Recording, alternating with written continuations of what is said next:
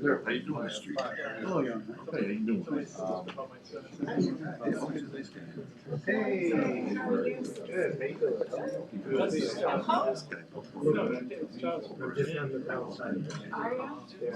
I went down to Cancun and I was on the plane and I was actually sick. I was there for 5 days. I was sick for about a minute. Now that I've got home, like, oh, yeah. Yeah.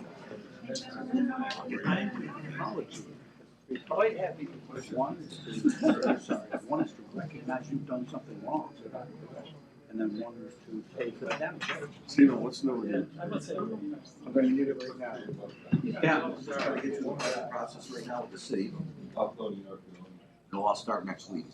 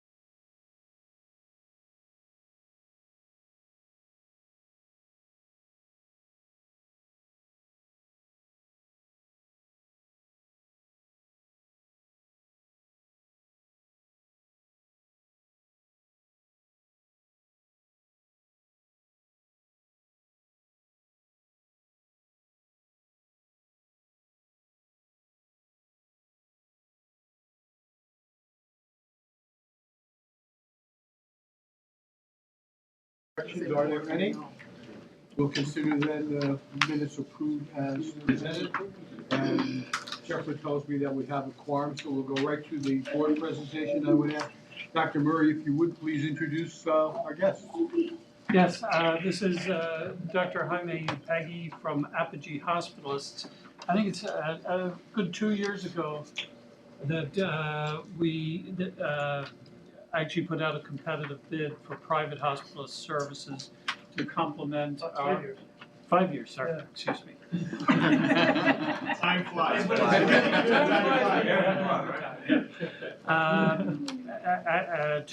Because obviously our traditional academic medicine services couldn't handle the volume of patients that we were getting. Actually, Apogee won the bid, and they've worked very collaboratively with us, particularly as we've tried to adapt to actually the increasing volumes. I think, we've had to expand, and they've been very flexible in meeting the needs of the hospital, whether it's in the hospital service or also elsewhere, and assisting us with other services. But I'll let Jaime expand on that. Thank you for the invitation, Tom and Mr. Chairman. I've been with Apogee for about 10 years. I'll try, so there's a little bit of compression on the time. I think 15 minutes is allocated time. I have a If it could be 10, that would be fine too. Okay. I listened to my audiobooks at 3x. Equipment has a boxing match that he needs to. So what I'll do is I'll go through the slides. Feel free to interrupt, stop me and I don't mind, stop me if you have questions specific to any issues of what I present. I want to go a little bit overview of what a hospitalist is, what we do, and who we are as a company. Dr. Gregory founded Apogee 17 years ago with Dr. Servi Skinner as a co-founder but not investor. So Dr. Gregory is the owner of the company, a single owner. I think that's part of the brand, is that it's the largest physician-owned, physician-run company in the country. No other hospitalist group of this size is owned by a single owner physician. All the leadership of the company, everybody you see on the leadership role, is a physician that started working as a hospitalist. Could be 10 years ago or 15 years ago. We've all grown within the company, just like Ashvin and Siva are growing now within the company as well as our directors here on site. Dr. Servi Skinner is the one on the right here, and then Dr. Thompson is our Chief of Operations. He's in charge of leadership training education. Dr. Siva and Dr. Telakamala are you want to stand up a second so they recognize you? So this is Dr. Siva and Dr. Telakamala. They are our program directors on site. This is one of the programs in which, because of the relationship with Andy, Tom, and Brian, and Karen, who helps us with all the interactions with the nursing staff, they have full control of the program and they report to me directly. This is where we are locally as a company. So we started in Arizona with one group covering traditional unassigned call for ERs. So we used to take pizzas to the ERs to get business, right? So that was the way it worked, sort of like a primary practice would work. We take all the unassigned. It grew from one program with 8 doctors to 100 programs with 950 physicians and 140 nurse practitioners across the country. This is our leadership development structure. Every provider and every employee of Apogee goes through Apogee University, which is a 2-day seminar, CME, on what it is to be a great hospitalist and what the mission is and who we are. If people don't meet that or don't want to meet it, they should not be with Apogee. And we line these values up with the values of the hospital. With ECMC, it's very, very strict how that matches. And if it doesn't, then we have a conversation to make it match. Program Director Academy is the next level. So every director goes through a 2-day training course that gets them in sync with what a leadership role is. We don't expect them to come out as senior leadership after that 2-day seminar. It's also CME. They go every 3 months to an on-site where 100 program directors get together and do continuous leadership education, conflict management, all the things that are coming at us from Medicare, CMS, HCAPS, length of stay, all the strategies and the needs of our leaders. And Dr. Andy and Tom have been to the leadership meeting, and they shared that space with them. They can speak to it if you want to hear, from somebody that's not as bought in already as I am. And what is a hospitalist? Hospitalists were created by the primary care doctors. The primary care doctors used to have to come in at 5 in the morning, 4 in the morning, round, go away to the clinic, see 40 patients, come back and try to discharge patients. So the hospitals were really not attended for the 24-hour cycle. somebody in the practice said, hey, could you come and go to the hospital for this week and just see the patients in the hospital so we can focus on the clinic? And that was the creation of hospitalist medicine. And it became a specialty in which we become specialized in inpatient services, throughput, and the needs of the patients far more than anything else. We are experts in the things that come up in the hospital. There are 5 top things that every hospital has. The priority depends on the pain. Usually the pain depends on the cost. So HCAHPS, length of stay, ER throughput, left without being seen, coding compliance, and documentation. An increase of 0.1 in the CMI, which is the acuity documentation, and a decrease of 0.1 in length of stay can mean millions of dollars at the end of the year in revenue for a hospital. And we know that, and the doctors know that as well. Transition to PCP, this is one of the most important things that a patient asks. Why are you seeing me? Where is my primary care doctor? So that relationship and that interaction is focused aggressively on the front end. We hand out, every patient gets a brochure that explains what a hospitalist is very, very nicely, and actually has the picture of Josh Case, who was the one that started the program here with me, on it. And then it explains how we're gonna transition back to your primary care doctor, and that we work with your primary care doctor. And it's a partnership. We serve the primary care team as much as the patients. And obviously that part of the handoff and sign out is part of the process that I'll explain a little bit in a second. Dr. Gregory has joined the journey of the Baldrige Award. I know that most board members would understand what a Baldrige Award is. Most hospitals or doctors, hospitalists or doctors don't know what that means. We know how hard it is. Companies have tried for 15 years to get it and they don't get it. Dr. Gregory thought that if he wanted to get it this year, he would just apply and he would get the award. So that's not how it works. So we're working on the journey for the Baldrige Award, and this is our focus, our stakeholders. Number 1, patients. Number 2, nurses. No HCAHPS and no quality measure can ever change if we don't partner with the nurses. The specialists are our third stakeholder that we serve. Primary care physicians, obviously, because we have the privilege of taking care of their patients. Administration, which is obviously, all of you with the administration of the hospital, and the team as a whole. So we are accountable to each other. And then obviously, all of this includes the community and the businesses in town and everything that we serve as part of the hospital service. Now, if you have any questions about that, let me know. Otherwise, I'll get a little bit into data points of what we've done so far since 2012. Good. Visits per year, as you can see, has a nice line. It's increased. We've matched that with our staffing. At the beginning, it was very painful. You see that bump was enormous. So adjusting that staffing to that was hard at the beginning, the first year. We did adjust, and then we added, we had the ICU, which we removed ourselves from, and it became an internal program with the hospital. That's been an understanding that we work well with them. So anyway, you can look at the trend. Charges year to date, they're going up, and we're looking at the division of the year on the current charges. We're on track for what we've done in the last few years. That drop from 2012 to 2013 was because of the ICU. We dropped that amount of volume that we lost. So basically it dropped our charges when we took away the ICU. But it's been very steady on the charges per month. Payments per year to date are increasing. So that means that we're working on documentation and coding compliance. There was, and I want to be full disclosure, there was a drop on the billing and on the coding compliance in the last 3 to 4 months. We detected that, and we have now a full audit of the program where every physician is going to be audited 100% of their charges to reinstate again the coding compliance education and billing practices for the doctors. So they are always automatically engaged in audits if that starts to happen with our tracking system. Average payments per month dropped, that's what I'm talking about. That last drop there is about 5% or 2% drop. That's what we're looking at right now as part of our projects. This is a very important slide.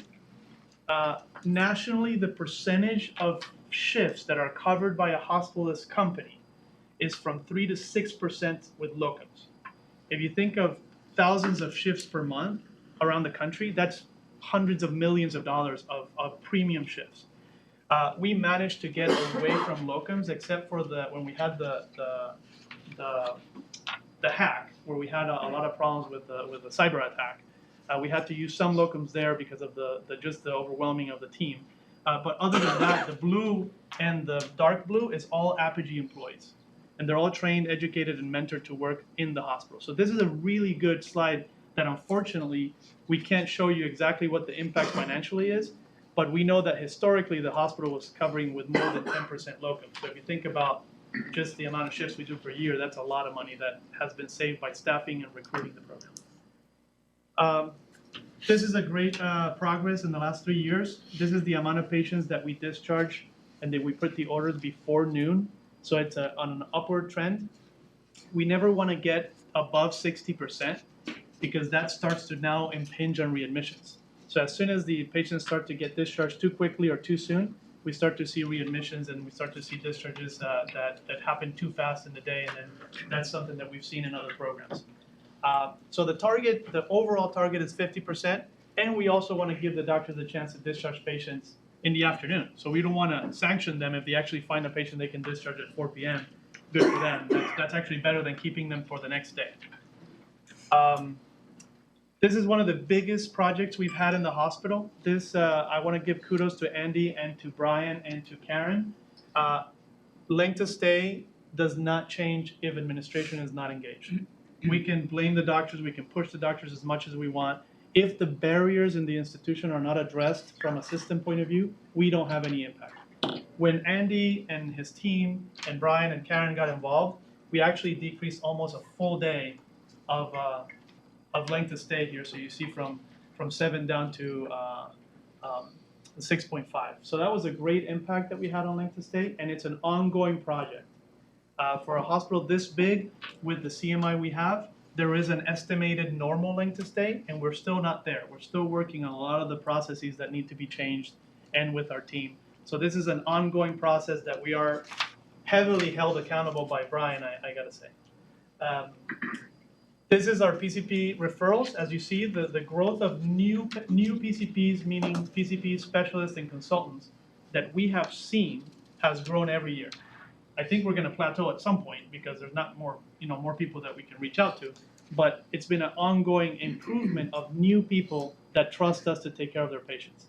And there are new things that are happening with observation, orthopedics, surgeons, co-management, taking new admissions, being the admission service, taking the distribution of the patients from the ER to distribute to the teaching service and to us. Those are all new things that happen because now the hospital, the staff, the ER trust us more than they did 4 years ago or 5 years ago when we started.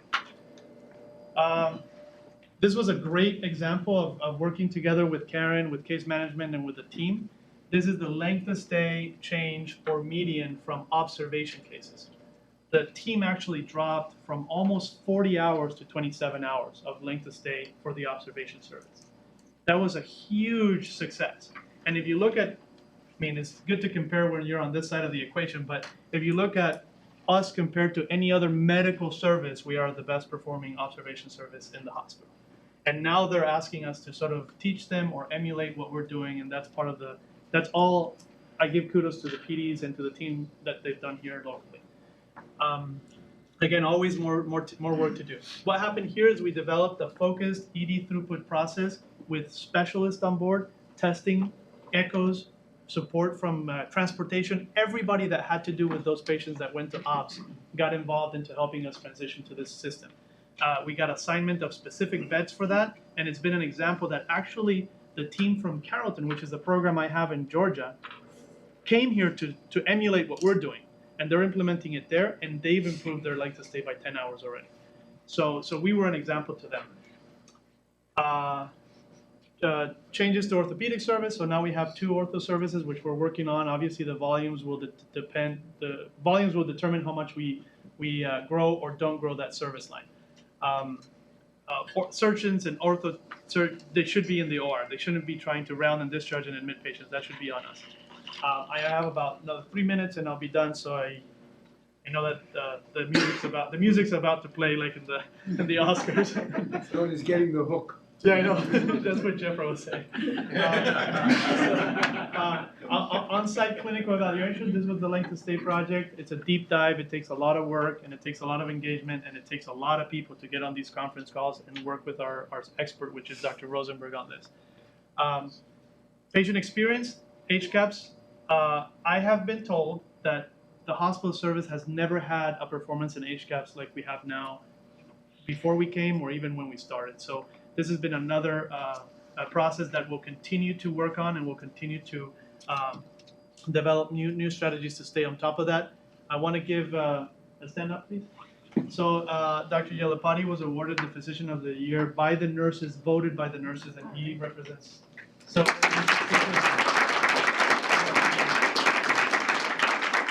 the best part of that message was iron sharpening iron. That was one of the messages in that award that he got, and I thought it was excellent because he's the example for the team, and he's one of our program directors. Did you give him a raise? I'm talking to Tom about it. So patient experience, we have something called the extended touch service. It's also been something that other practices want to emulate. Our office actually goes and interviews every patient that gets admitted, and they ask them live what the patients are getting from the doctors and how can we do it better, and that feedback goes immediately to the doctors so they can do service recovery while the patient's still in the hospital, not 30 days later when they get a survey. So that's also been part of this process. And then 81.5%, that's a very beautiful number. It's still not where we want to be. We still want to be better than that. This is our HCAPS doctor communication for the first quarter. I have teams that have struggled to get above 74, and that has a lot to do with the support they have from the hospital. So I could not do anything of what I've talked about if this hospital wasn't the type of partner that you guys are. So I do want to thank all of you actually for the support you give us to be able to do what we need to do. That's it. Did I take like 2 minutes? Any questions about a hospitalist, what it is, how the business, anything that you want to know about hospitalist medicine, speak now or speak later. Any points, or Dr. Murray or Karen? No, as I say, I think I want to emphasize what Jaime said. This has been very much a partnership, and we've both evolved. I think Apogee has taught us things. They brought practices and ideas from other sites, and we've reciprocated. There's projects we've done here, as you've seen, that they've taken elsewhere. So it's very much a collaborative and a very collegial process. And I want to thank them because I think we have had needs.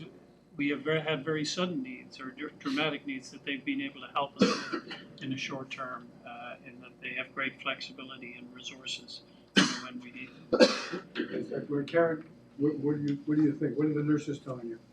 I think the word partnership and connection are really two of the most important in terms of patient outcomes.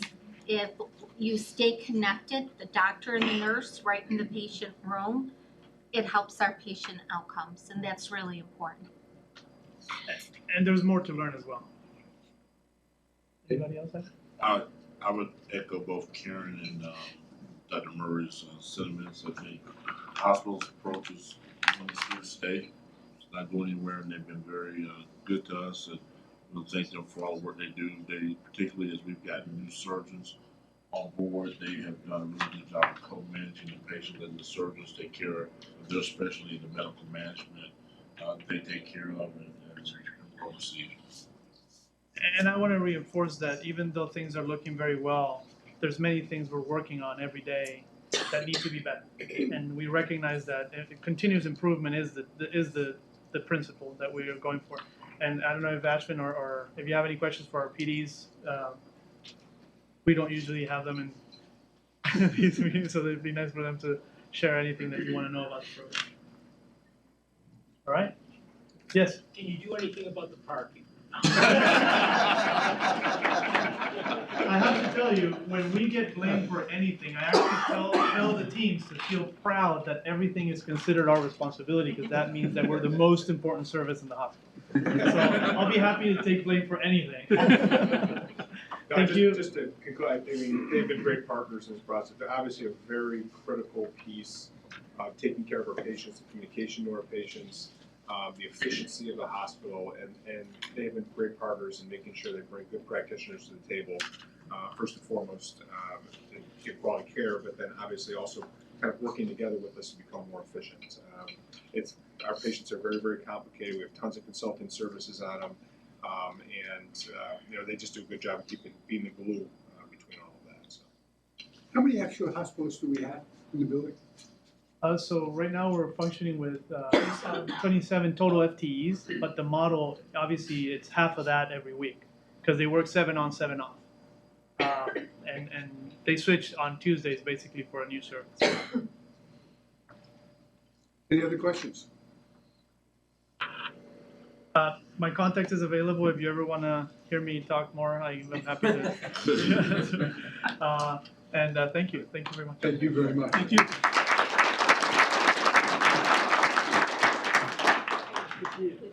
Okay, we've got 2 resolutions. We'll start the first with the service contracts and ask Councilor Persico. Oh, you caught me unawares there for a minute. So we, I don't have my resolution here.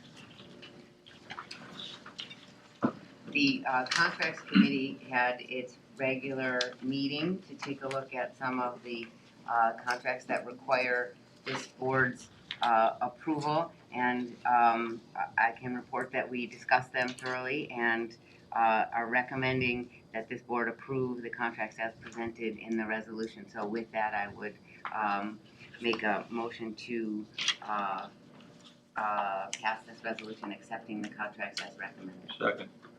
Motion's been made and seconded. Further discussion? Let the record show that I will recuse myself and ask for a vote. All in favor? Aye. Any opposed? Thank you. Motion carries. Dr. Murray. Credentials Committee met on April 4th. The minutes are available for your review. Just highlight a couple of things. There were 7 resignations, but I can say that none were of significant clinical impact to the hospital. We had 8 new initial applications. 5 of them are in internal medicine, all physician subspecialists. 2 hematologists, oncologists with GPPCU who are helping out in our transition as we grow Great Lakes Cancer Care.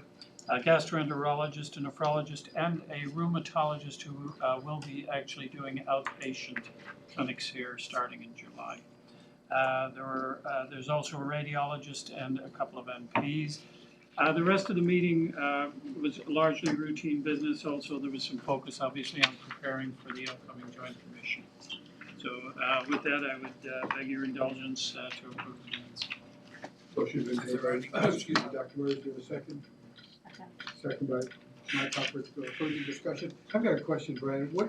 When we get resignations like that, is there a certain factor, or is there a critical mass around why people resign, or is it moving out of town, or? A lot of it is moving out of town, or sometimes it's they're changing practices. Sometimes it is people who have very low clinical activity, and decide that, they don't basically practice in the hospital.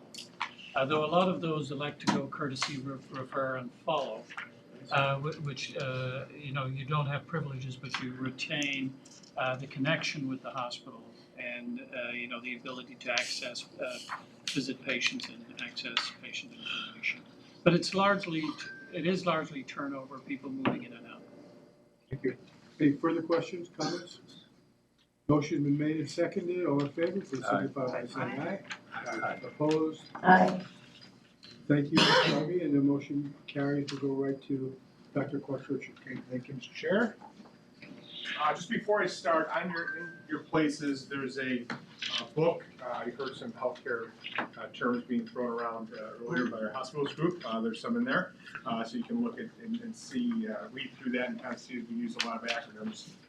As always, please stop us if we ever say an acronym you don't understand, but hopefully that'll help. And also, there's a meeting there for Western New York Hospital Association and also the Healthcare Trustees Association in New York State, which Sharon sits on. They're having a local meeting coming up on May 8th. So that deadline's coming. So if you'd like to go, please call Jeffra, and that's going to be at the Terrace at Delaware Park. So, and they have a very good program. I believe they have Bruce Flans coming up. Bruce has a Medicaid capitated program, which we actually went down and visited at Jamaica Hospital, which is called Medisys, to look at how they've capitated Medicaid lives in their area. So should be a really good presentation. So for this past month, we had our Joint Commission Chemical Dependency Accreditation Survey. Previously, we did get our official report for that. We had 3 findings that were non-clinical, so congratulations to the Chemical Dependency Department. The findings were related to some community connectedness that we have been working on to make sure our patients get connected to the community very quickly. But it was a very complimentary survey and just a great job by that team. We had a critical care nursing conference here at the hospital, and people were participated in. And the Agency for Healthcare Research Quality Culture for Safety survey is out April 8th through May 3rd to our employees. So we've been getting a lot of response from that. And Donna, what are we up to now? 689. 689 people responding. But this is a very important survey for us to get feedback from our employees on how they feel about the safety of our institution and the care that we provide. So this is very important feedback for us as we develop quality programs. And a safety fair, which is very well attended. We do this every single year to help our employees get exposed to the safety initiatives in the hospital and share ideas. Always very, very well attended and a great event. We have Patient Experience Week. Donna did a great job of holding events and getting people engaged in Patient Experience Week. Thank you, Donna, to you and your team. They had a tree signing to recommit yourself to patient experience. And to collaborate with nursing to host a Patient Experience Advocate Day reception. So as you can see, the scores continue to be very good. We're still striving, obviously, to get them to be a lot higher. But you know, the team's been doing a really good job. And just to remind the board, you know, we get measured the same way as any community hospital might or elective hospital might. So the team's doing a really good job around patient experience. Culture. We had the 30th anniversary of the Robert Seibel Burn Treatment Center. John came and Mike Seaman came, thank you. And it was really a nice event for the employees. And we got a chance to hear from Dr. Lucan and some others about the great experience there. So Mrs. Seibel? Yeah, Mrs. Seibel obviously came and spoke. And you know, obviously Roger was a you know, one of the guys' shoulders we stand on here at ECMC, and really built this program. So, as well as obviously the trauma program is one of the key founders of the trauma program. So, nice event for the staff to recognize all the wonderful work that they do. We had HPV film screening and panel discussion at the hospital. It was very well attended. I think Peter was telling me that the DOH said it was the best they'd seen in the state. When they came and did that was the dental program did that presentation. And we, you know, obviously continue to do wellness events here. Just wanted to mention we did participate in National Walk at Lunch Day. I'm not going to read all these other items here, but we have a lot of involvement from our staff in the community and professional organizations, and we received a lot of awards in the community. Karen and her team have been really trying to get out there locally to make sure that people understand the great work that our nurses are doing throughout ECMC, and we're really beginning to have others in the community lean on us for those types of things. Doctor's Day celebration. You heard Dr. Yolapati receive the award for the Doctor of the Year. We also had some other physicians that received awards, Dr. Panuto and others. It was really a nice opportunity. There's probably nothing more gratifying than to be nominated by the nurses for the doctors for the great work that they do. Dr. Blockley's up there. I can't see the others that are up there, but it was really, again, a nice event for the physicians here at ECMC. We have Donate Life with units. We have that every single April for Donate Life Month.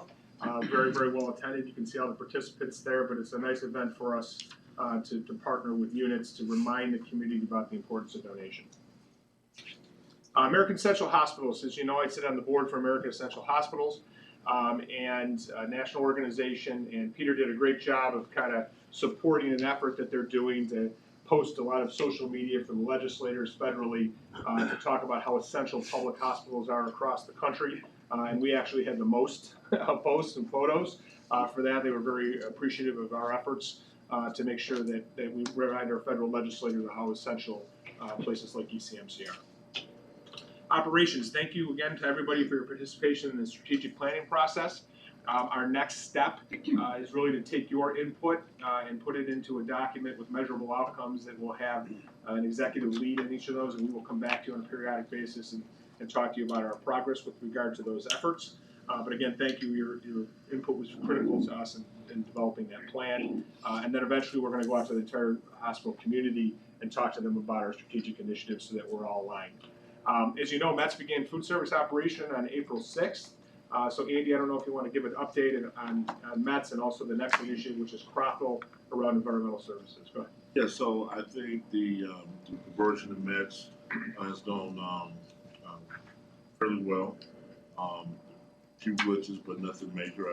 Pam, if you want to add a couple comments to that. Yeah, it's going really well. Working through the glitches like Andy mentioned, and have started a weekly collaboration meeting with nursing to help us kind of get through some of the rough spots, but overall going very, very well.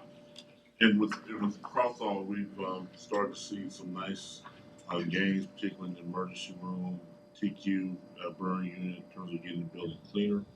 I think they've got a good team now that's started to help our staff. And so for that transition, it's going pretty well too. We're waiting for an assessment from them in the next couple of weeks, which we'll address. But so far, things are good. Karen, have we turned the corner yet on this food service with the nurses? I think we're gaining speed. I think we are. I think we're going to. No, I think we're gaining speed. Right? Right. Things are better. I think the management team being as engaged as they are is really, we have to sustain it. But that alone and being able to meet with nurses and respond to them, especially management and to their needs, has been really critical. We really had a lot of disengagement before, so they're on it, and it's not perfect yet. It's obviously a big place with a lot of big service, but I think we're, as Karen said, we're gaining speed on it, and we're doing really well with it. And you know, you heard comments from the employees. They're enjoying the cafeteria behind, but the most important thing, obviously, is the patient experience up in the tower, and I think they've done a really good job of addressing those needs and making sure we're providing good service as well as good food.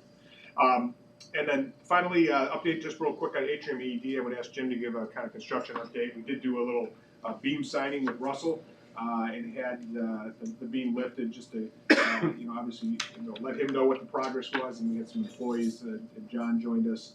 So we're continuing that progress. We're on time, on budget. But Jim, I don't know if you want to add to that. No, we reviewed it, building and grounds meeting, and I think that Mr. Bennett will give a report on that, but it's gone well, and I appreciate everybody's involvement. Okay. So statistics for March. So you can see, obviously, we're continuing to outpace last year. We're going to talk a little bit about this in the finance report. We were, I think, a little aggressive in some of our volume numbers. I think I mentioned this before for the February statistics. So we're seeing we're not hitting our budget numbers on volume, but we're hitting the numbers on revenue. We're starting to hit our numbers on revenue because the patients are a lot sicker in the building.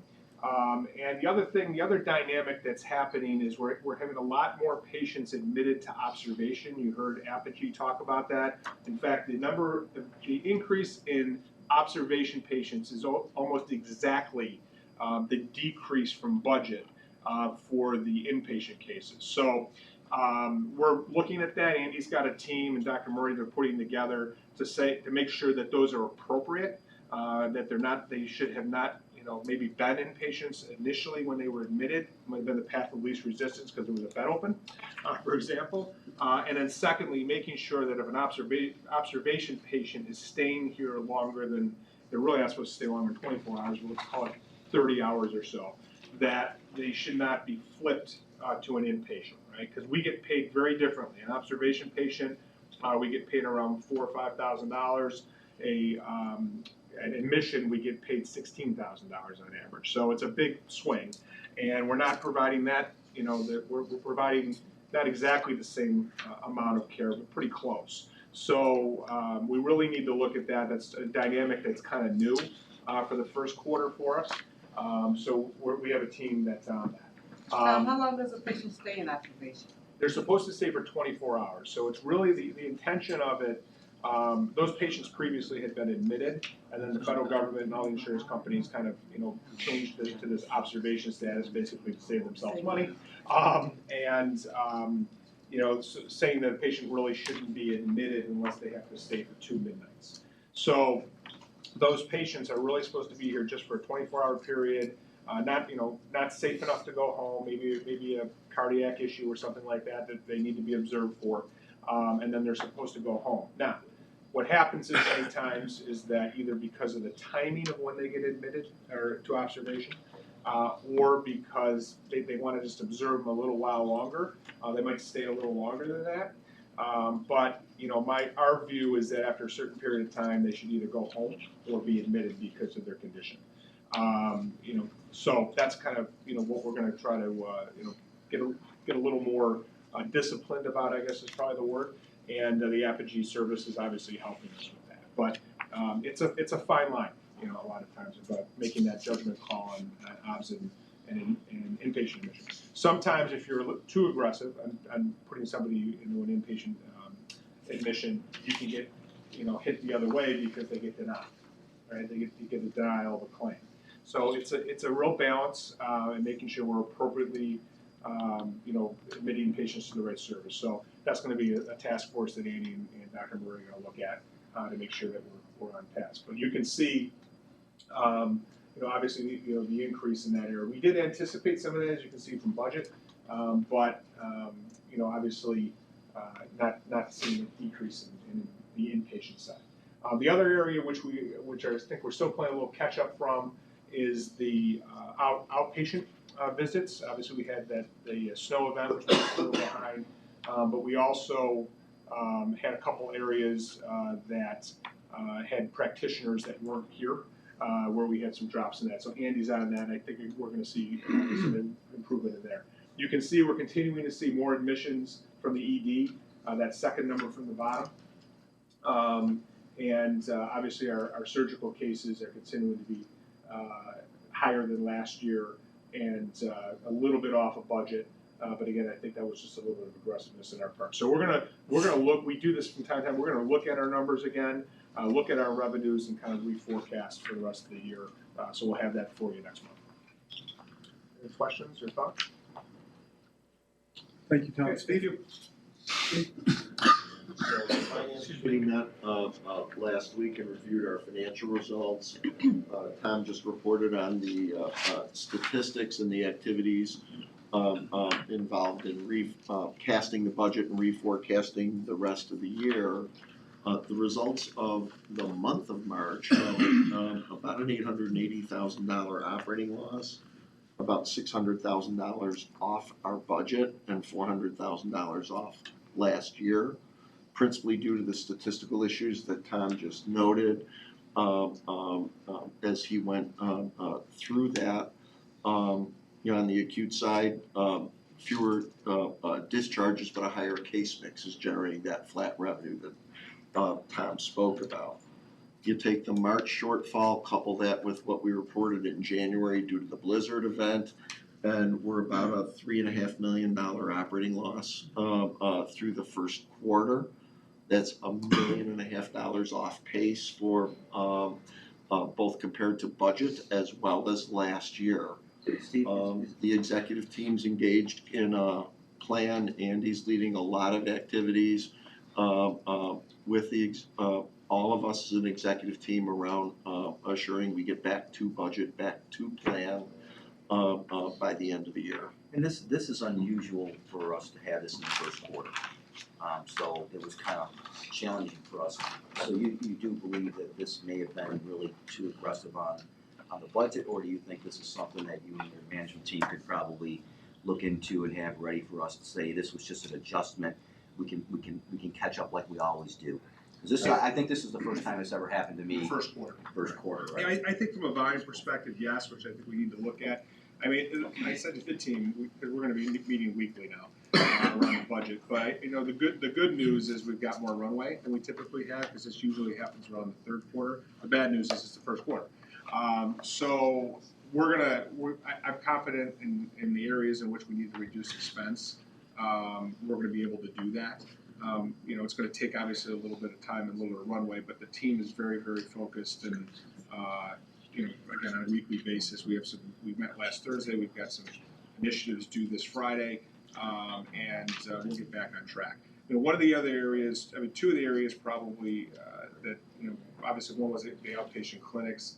Another that we always struggle with is overtime. We had a little more overtime, we're getting ready for joint commission. So we've had a lot of people doing stuff at night for us and ligature risk and all those kinds of things. That always typically happens before joint commission, but we're gonna try to rein that in a little bit and see if we can reduce that a little bit. I don't know, Steve, if there are any other areas that. No, those are the big ones. Yeah. I was just gonna mention that, in March, we saw a slight dip in the tertiary census, which ran around 373. And that was the other place. We usually run around 383, 384. They were down a screen. Plus, we had instituted the orthodontal program, so I've seen some decreases from the orthopedic side of Sending the people business. home. Sending people. So orthos send the people home earlier now than they used to, instead of directly from the hospitals. Can you explain that terrace view sometimes is used as an overflow for some orthopedics that we understand that it's just not? Yeah, so a lot of times the orthopedic physicians, as they see patients in the hospital, depending on their diagnosis, we use the skilled nursing facility, what we call it, actually the subacute area for rehab services.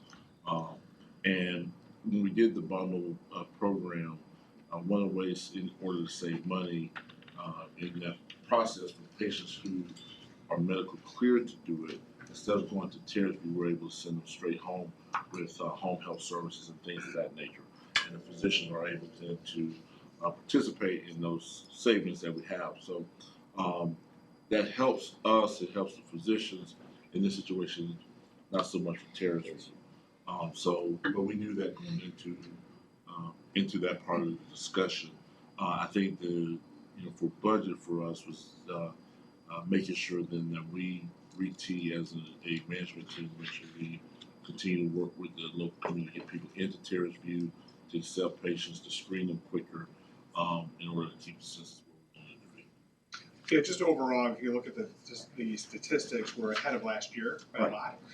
But it's the budget piece, and we also added another $1 million in revenue to our budget this year for a goal. So that obviously adds to it too, and we're trying to push ourselves as an organization to do that. So we try to get closer and closer to that 1% margin that we're trying to hit. So we know it's going to be a challenge and a struggle to get there, but we're committed to doing it. So. We knew going in that this was probably the most aggressive budget from a profitability standpoint that we've ever had before. So it just was unusual that we had this challenge so soon. So kudos to your team taking that into control and trying to resolve it going forward. So. I think the other thing I wanted to report to the board is maybe the top 4 things or 5 things or so related to the impact of the recently approved New York State budget. So just so the board's aware, the original budget proposals had eliminated Medicaid rate increases for the hospitals. We have the favorable impact of that proposed elimination of increases being eliminated from the budget here. So we'll get the favorable. Double negatives. Double negatives, I know. It's an accountant thing. It Elimination can always of be the negative. Elimination of the elimination. Anyway, we will receive Medicaid rate increases. That should, depending on the impact with Medicaid managed care plans and passing it on there, somewhere positive impact in the $500,000 to a little over $1 million positive impact for us. There was a proposal that actually was enacted in the budget for nursing home case mix adjustments. The formula is yet to be finalized, but what we understand from the formula from leading agent, other organizations that have done some modeling around that is that'll be a negative impact in the roughly $1 million range to us. So kind of get one hand, give with the other with respect to that. There's a provision related to pharmacy staffing. and required mix of pharmacists versus pharmacy techs. We're working through that. I know Pam and Joe are working through that and its impacts on us. And with the actual shift in staff would be associated with that. And lastly, another favorable item is the creation of what's titled in the budget documents as behavioral health parity. And it is provisions that have behavioral health programs have the same co-pays as primary care doctor office visits, so that there's less collection risk associated with collecting co-pays and less disincentive to come for treatment because of higher co-pays, as well as a provision requiring preventing managed care companies from early intervention and pre-certification and prior authorizations that should improve our denials.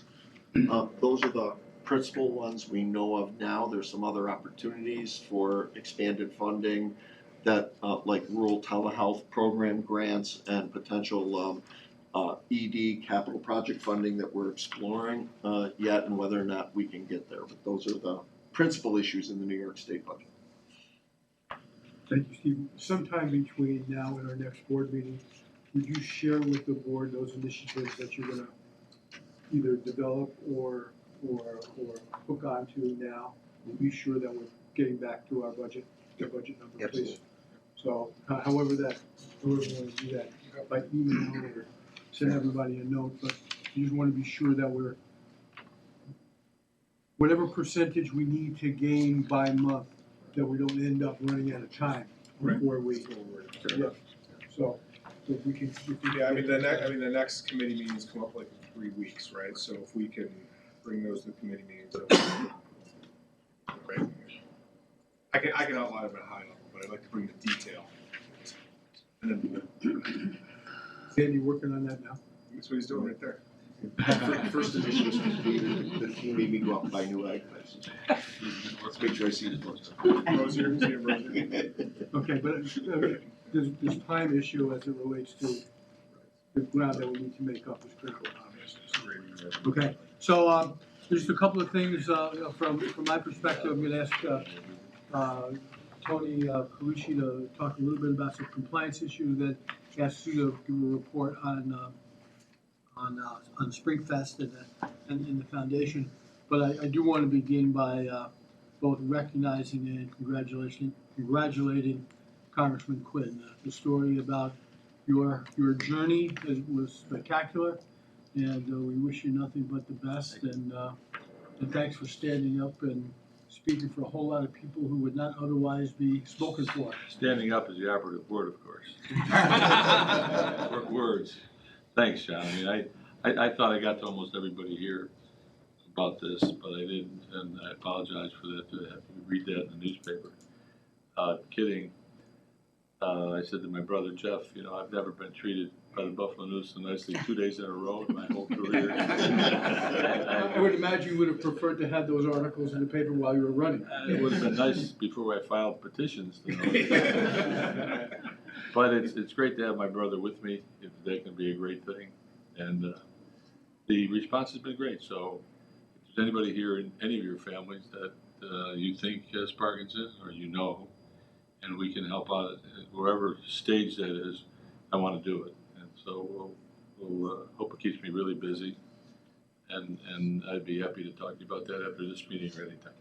Thanks for bringing it up. Well, you know, our prayers are with you, and that's important too. You know, I think you know how we all feel about you, and God bless you for doing that. Thanks. And we're gonna have a boxing match with you at Quattrochi. Well, we had him once before. We never used to wear gloves. Maybe you let us. There's a certain car dealership owner here in town that many of you know, who called me right after the first article appeared and said that he wants to sponsor the first annual Mike Tyson Jack Quinn rematch. And then he offered his prayers too, John. So I don't know what that means. But anyway, thank you all. There's lots of people with lots of illnesses, so remember them all in your families and around you. You're welcome. That's a Tough act to follow. At your place, in addition to this great book of glossary terms, are a couple of handouts that you'll see behind an agenda. It's often said that April showers bring May flowers everywhere except in Buffalo, but in Buffalo, April showers bring May disclosures. For those of us who are in management and on the board at ECMC, we have an obligation under state law to file our annual financial disclosure documents by the 15th of May.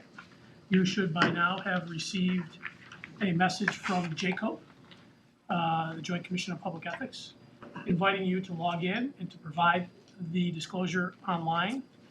For those of you who don't want to do that, you can get paper copies to fill them out if it's easier for you.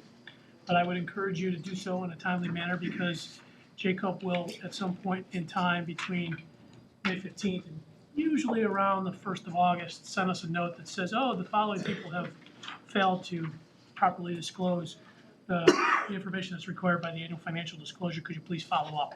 And then we have to follow up with you in an effort to keep you from being fined and or your name being published as being delinquent for your financial disclosure. I'm happy to say that that's never happened to our organization, and I don't want it to happen this year. In addition to that, Excuse me, so we can sign these and give them back to Jeff, or we'll bring them back to you, or you can actually? you're actually one ahead of me. The financial disclosure is the state disclosure. In addition to that is our own disclosure. We have a conflict of interest policy in-house that the board passed many moons ago, made it a part of our bylaws, and it's embodied in a corporate policy, which is what John was just holding up. At the end of that is a questionnaire that we would ask that you fill out. It is intended to help you comply both with our conflict of interest policy and with our gathering of information. It's part of our responsibility to make sure we're informed of the ethical issues that could arise as a part of your service to the board. So we will look for you to fill out both of those by May 15th. We set the same deadline for both to make it easy for you. I'm sorry that I have to bother you at this meeting for that, but I always try to give you a heads up. And if you don't respond, we'll be after you with friendly reminders until you're really sick of us. And I might suggest that if you have a couple of minutes before you leave this room, fill them out and hand them right back to Jeff. That'd be great. You'll save yourself and us lots of follow-up. Thank you. Thank you. Sue, the event of the century. Well, next Saturday should be record-breaking for us once again. We're proud to say that. It'll be a great night. First record breaker will be our attendance. We will have 2,008 people in attendance for the largest Western New York Black Tie fundraiser, the largest sit-down dinner at the convention center. Say that again in case anybody didn't hear. 2008 will be our total. We're up almost 200 over last year. So Can we make it we're very proud of 2019 that and record. 2019? I'm sorry? Can we make it 2019 and 2019? Well, we could try. If we can Don't find do that to her right now. spot. 2 weeks away. Look, no more pressure this week, Tony. And then our other record that we will break is that we will once again, both in cash and in kind, be well over $1 million for one night. We should hit about 1.2, 1.3 million with cash and in kind. Over almost 850,000 cash alone, which is unbelievable for one night for us. And we're all very proud of it, and I've got a fabulous team who's worked very hard on it. And thank you everyone here for your support. We wouldn't have got there without all of you. Yeah, well, thank you, Sue. Questions for Sue? No, I can't get anybody tickets. John, you gotta know a guy. Yeah. Should we tell everybody about Andy, what he's gonna do with this? Is he singing or dancing? No, please don't sing. Wanted him to sing during, but It was a very important job that Rob Bass needed some sound checks, so I'll be doing that Saturday morning for Rob Bass. What second prize?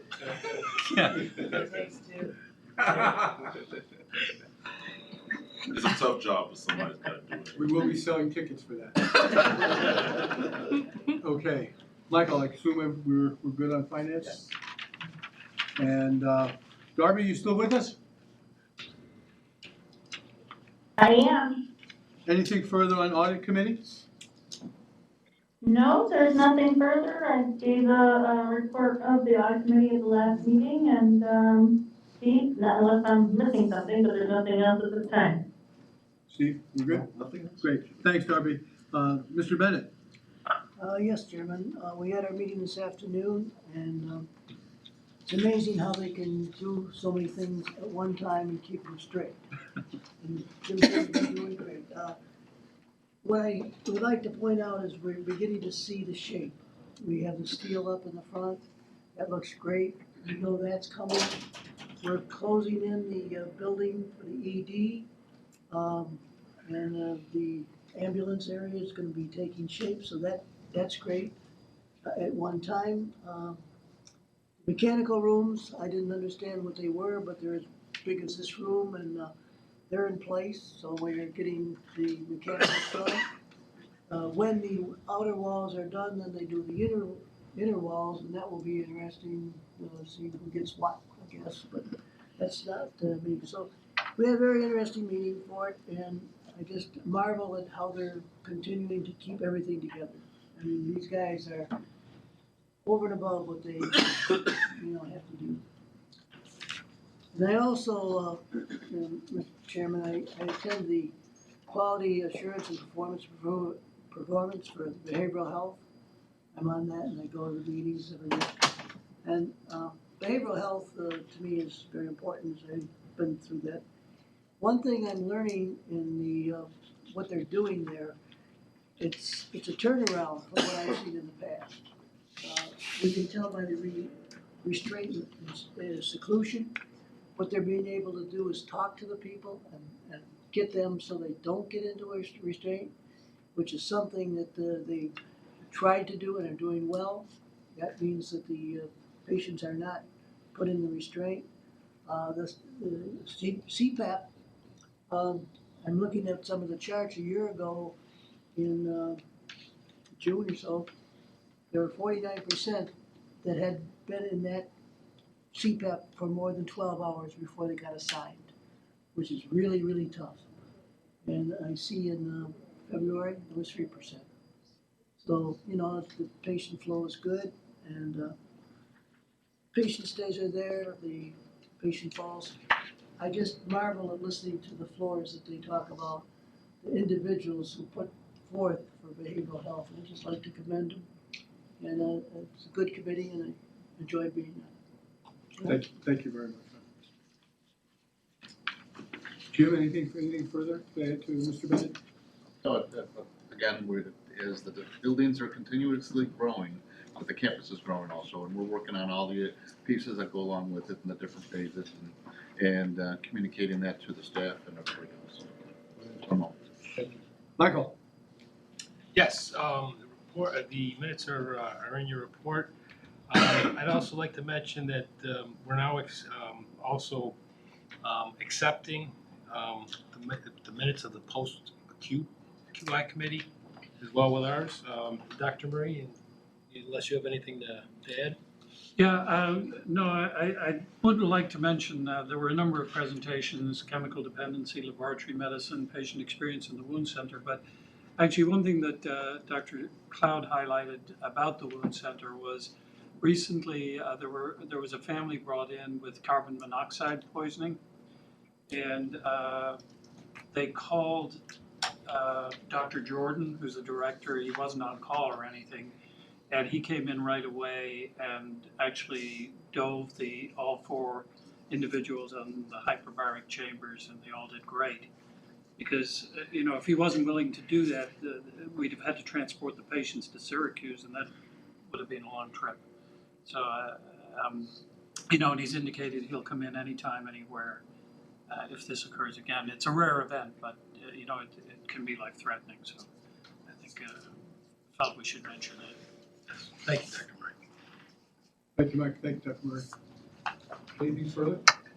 What I would like to do then is I'll take a motion to go into a very brief executive session. Do you have a motion? I will so move. Motion has been made, seconded. Any further discussion? All in favor? Aye. Okay, 2 minutes and we'll be in the executive session, please.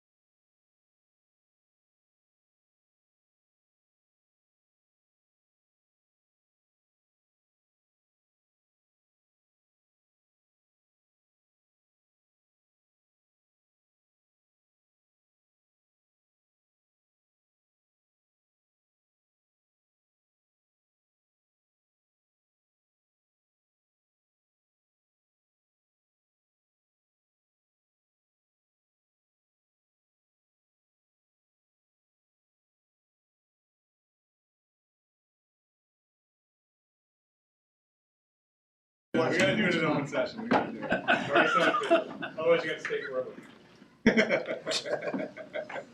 Yes? It's not my legal opinion. Okay, that's your legal opinion. Okay, so I'm happy to entertain a motion to adjourn. Motion's been made, seconded. Second. All in favor, thank you. Aye. We are in fact adjourned officially. Thanks, everybody. Thanks.